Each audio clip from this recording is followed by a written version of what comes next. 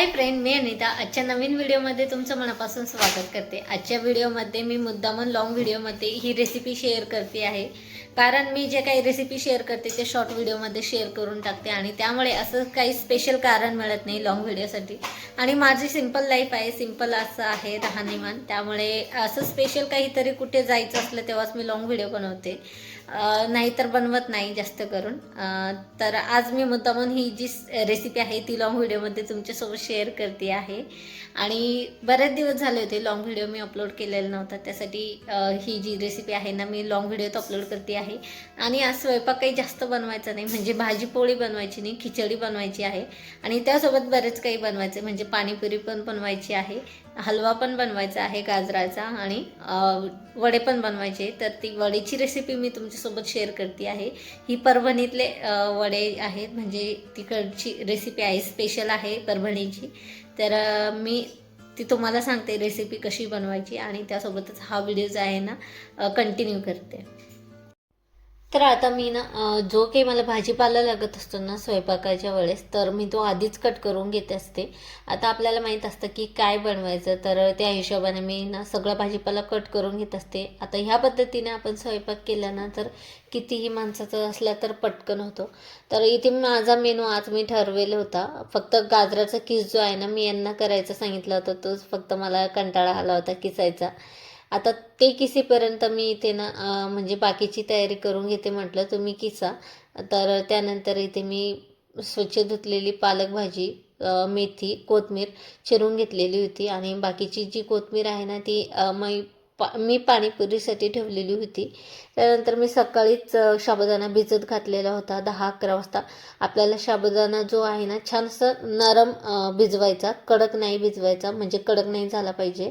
त्यानंतर मूग डाळसुद्धा मी तेव्हाच भिजत घातली होती, तीसुद्धा त्यामध्ये घातली आणि मूग डाळसुद्धा छान अशी भिजलेली होती। त्यानंतर 1 आणि अर्धा बटाटा घेतलेला मी।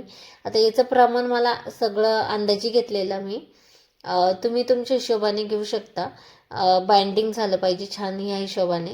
तर मी इथे अर्धी गड्डी जी असते ना आपले मेथीची किंवा पालकची भाजी, आता ती गड्डीसुद्धा कधी लहान मोठी असते, तर मी अर्धी गड्डीतून सुद्धा थोडेसे घेतलेले होते, कमी घेतलेलं होतं।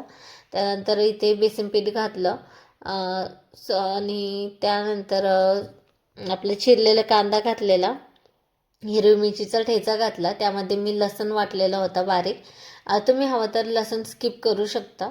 आणि त्यानंतर इथे ना आपलं जे पाणीपुरी आहे ना, पाणीपुरीचं सुद्धा मी तयारी करून घेते, म्हणजे एक माझी डिश जी आहे ना कंप्लीट होती। तर माझा हात भरण्याआधी म्हटलं, म्हणजे जे मुंगवड्याचं बॅटर जे आहे ना कालवताना, मग ते आपला हात खराब होतो कालवताना, त्यामुळे मग आधी जे आहे ना पाणीपुरीचं एकदम मी करून ठेवते म्हटलं। तर पाणीपुरीचं जे बटाटा आहे ना त्यामध्ये मी थोडंसं चिरलेला कांदा, मीठ घातलेलं आणि सोबतच मुंगवडे जे आपले आहेत ना त्यामध्ये सुद्धा मीठ घालून घेतलं आणि चिरलेली कोथिंबीर मी आपल्या पाणीपुरीच्या बटाट्यामध्ये घातलेली। आणि इथे ना मी आपले जे मुंगवडे आहेत ना त्यामध्ये थोडंसं अगदी नॉर्मल गरम मसाला घातलेला नावाला अगदी, आणि धने पावडर खूप घातलेलं। तुम्ही पण गरम मसाला स्किप करायचा तर करू शकता, फक्त धने पावडर जे आहे ना भरपूर घाला, छान लागतं त्याने।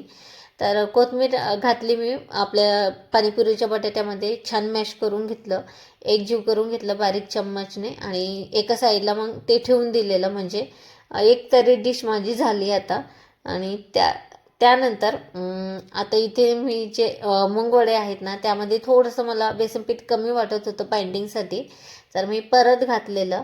आता यामध्ये पाणी मी अजिबात घातलेलं नाही, तुम्हाला जर गरज पडलीच तर तुम्ही काय कराल, थोडंसं अगदी नॉर्मल पाण्याचा जो आहे ना असा किंवा हात ओला करून घ्या आणि त्या पद्धतीने कालवा। पाणी मी तर म्हणेन पाणी वापरूच नका, हात ओला करून घ्यायचा आणि कालवून घ्यायचं छान।